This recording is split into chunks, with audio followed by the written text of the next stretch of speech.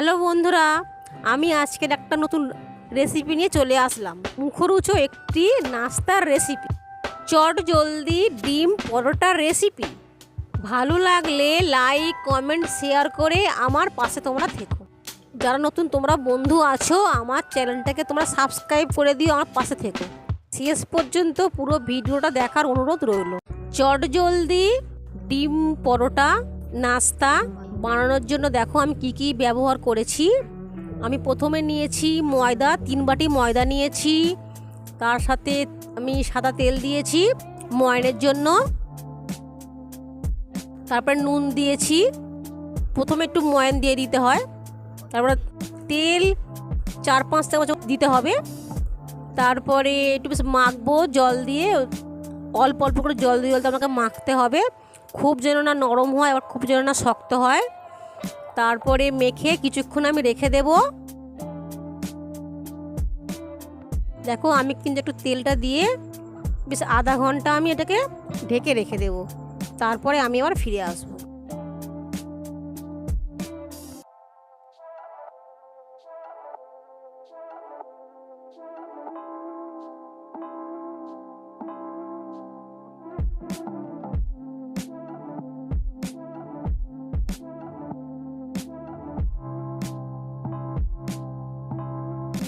আধা ঘন্টা পরে কিন্তু আমি আবার ফিরে আসলাম। দেখো আমি এটাকে একটু ভালো করে মেখে নেব।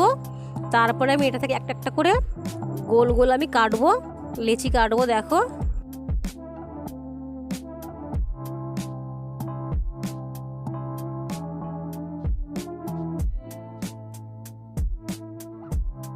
আমার কিন্তু দেখো লেচি কাটা হয়ে গিয়েছে।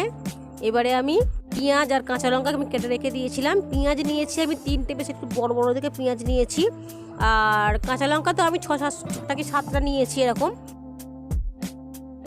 লিচি থেকে আমি একটা পরোটা আমি বেলে নিচ্ছি। দেখো এইভাবে ঠিক বেলতে হয়। আমি একটু তেল দিয়ে তারপর আমি বেলছি। আবার আমি তেল দিয়েছি যাতে একটু বেশ মুচমুচে ভাবতে হয়, তাই। দেখো প্রতিটা আমি পরোটা এইভাবে আমি বেলে বেলে নিলাম।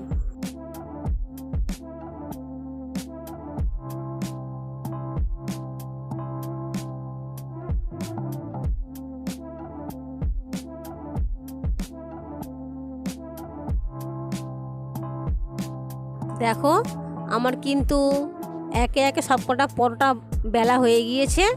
এবারে আমি ভাজবো কড়াইয়ের মধ্যে। এই চাটুটা কিন্তু বেশ একটু গরম হবে। তারপরে এতে দিয়ে দিতে হবে রুটিটা। খুবই কিন্তু কম তেল লাগে, খুবই কম তেলে আমি ভাজলাম পরোটা।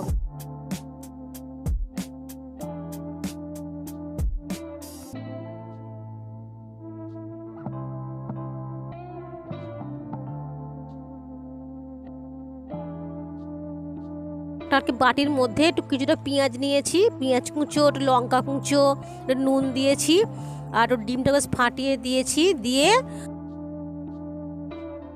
চাটুর মধ্যে একটু তেল দিয়ে দিলাম। তারপরে দিলাম এই ডিমটা। তার উপরে দেব আমি যে ভেজে রেখেছিলাম পরোটাগুলো দিয়ে দিলাম। এইভাবে আমি প্রত্যেকটা পরোটা ভেজে নেব।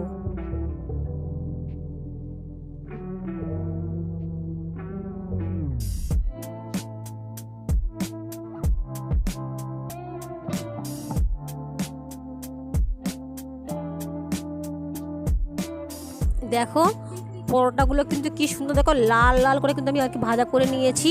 প্রতিটা পরোটা আমি এইভাবে লাল লাল করে ভাজা করে নিয়েছি। তারপরে এর মধ্যে তারপরে দেখো আমি কিন্তু পরোটার মধ্যে একটু সস, একটু কাঁচা লঙ্কা, একটু পেঁয়াজ দিয়ে আর খেয়েছি। দারুণ লাগবে খেতে, খুবই তাড়াতাড়ি কিন্তু রান্নাটা হয়ে যায়। এটা বাচ্চাদের টিফিন দেওয়া যাবে। আর আমরাও তাই সকালবেলা একটু টিফিন করে নিতে পারবো এরকমভাবে ভেজে, রাত্রিবেলাও তাই। দেখো আমি কিন্তু খুবই সহজ পদ্ধতিতে এই যে নাস্তা রেসিপিটা আমি করে ফেললাম।